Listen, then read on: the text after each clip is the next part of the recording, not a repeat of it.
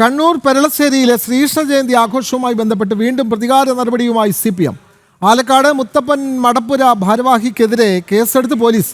CPM നേതാവിന്റെ ഭീഷണി പുറത്തുവിട്ട വിനോദിനെതിരെയാണ് കേസെടുത്തത്. എന്നാൽ ഭീഷണി ഉയർത്തിയ അനീഷിനെതിരെ നടപടിയെടുത്തിട്ടുമില്ല. ശോഭായാത്രയുടെ സമാപന പരിപാടി നടന്ന സ്ഥലത്താണ് ആലക്കാട് മുത്തപ്പൻ മടപ്പുര. ഇതിനെതിരെയായിരുന്നു CPM ഭീഷണി. വിവരങ്ങളുമായി മിഥുൻ പിള്ള ചേർന്നു. മിഥുൻ, കൂടുതൽ വിവരങ്ങൾ.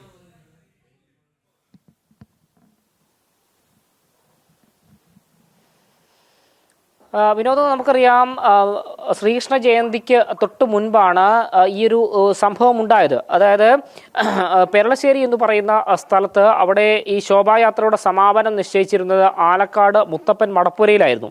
അത് ബാലഗോകുലത്തിൻ്റെ ആളുകൾ ഈ മുത്തപ്പൻ മടപ്പുരയുടെ ഭാരവാഹികളോട് ചോദിച്ച് അനുവാദം വാങ്ങുകയും ചെയ്തിരുന്നു. അതിന് തൊട്ടു പിന്നാലെ അവർ നോട്ടീസ് നാട്ടിലൊന്നാകെ നോട്ടീസ് വിതരണം ചെയ്യുകയും ചെയ്തു.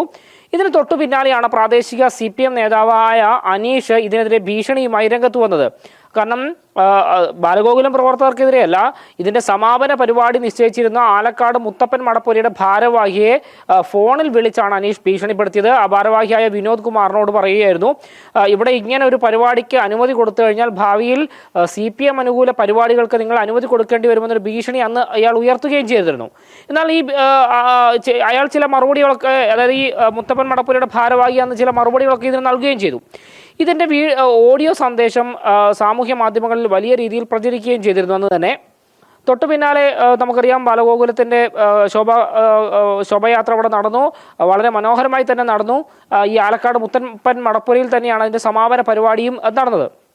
അതിന് തൊട്ടു പിന്നാലെയാണ് ഇപ്പോൾ ഈ ഓഡിയോ പ്രചരിപ്പിച്ചു എന്ന കാര്യം പറഞ്ഞുകൊണ്ട് ഈ മുത്തപ്പൻ മടപ്പുരയുടെ ഭാരവാഹിയായ വിനോദിനെതിരെ ഈ അനീഷ് ഒരു പരാതി നൽകിയിരിക്കുന്നത്.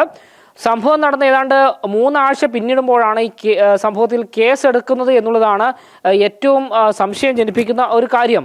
മാത്രമല്ല, കലാപം ഉണ്ടാക്കാൻ ശ്രമിച്ചു എന്ന കാര്യങ്ങൾ ആണ് ഈ FIR-ൽ ഈ പോലീസ് എഴുതി ചേർത്തിരിക്കുന്നത്. അതുതന്നെ എന്തുകൊണ്ടാണ് ഇത്തരം ഒരു കാര്യങ്ങൾ ഈ FIR-ൽ എഴുതി ചേർത്തിരിക്കുന്ന ഒരു ചോദ്യം തന്നെയാണ് പ്രധാനമായും ഉയരുന്നത്. കാരണം ഉന്നതതല സമ്മർദ്ദമില്ലാതെ വളരെ പെട്ടെന്ന്, അല്ലെങ്കിൽ ഈ രണ്ടാഴ്ചയോ 3 ആഴ്ചയായോ യാതൊരു പ്രശ്നമില്ലാതിരുന്ന കേസിൽ വളരെ പെട്ടെന്നൊരു കേസെടുക്കുന്നു. അതും ഒരു ഓഡിയോ പ്രചരിപ്പിച്ച സംഭവത്തെ വലിയ കലാപം ഉണ്ടാക്കാൻ ശ്രമിച്ചു എന്ന് പറഞ്ഞുകൊണ്ടാണ് കേസെടുത്തിരിക്കുന്നത്. അതിൽ പറയുന്നുണ്ട്, പ്രതി ഭാരവാഹിയായിട്ടുള്ള ആലക്കാട് മുത്തപ്പൻ മടപ്പുരയിൽ ശ്രീകൃഷ്ണ ജയന്തി ഘോഷയാത്രയുടെ സമാപനം നടത്തുന്നതുമായി ബന്ധപ്പെട്ട കാര്യത്തിന് പരാതിക്കാരൻ വ്യക്തിപരമായി സംസാരിച്ച ഫോൺ സംഭാഷണം പ്രതി സമൂഹത്തിൽ സ്പർദ്ധയും ലഹളയും ഉണ്ടാക്കണമെന്ന ഉദ്ദേശത്തോടു കൂടി പ്രചരിപ്പിച്ചു എന്നാണ് ഈ FIR-ൽ എഴുതി ചേർത്തിരിക്കുന്നത്. അത് തന്നെ അസംബന്ധമാണ് എന്ന് പറയേണ്ടിയിരിക്കുന്നു.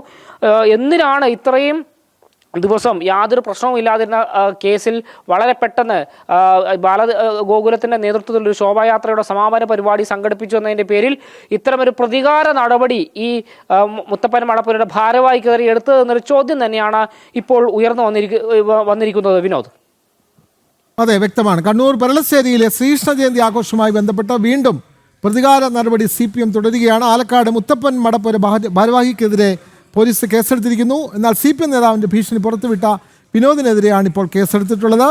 പക്ഷേ ഭീഷണി ഉയർത്തിയ അനീഷിനെതിരെ യാതൊരു നടപടിയും സ്വീകരിച്ചിട്ടുമില്ല. വിവരങ്ങൾ നൽകുകയായിരുന്നു കണ്ണൂരിൽ നിന്നും മിഥുൻ പിള്ള.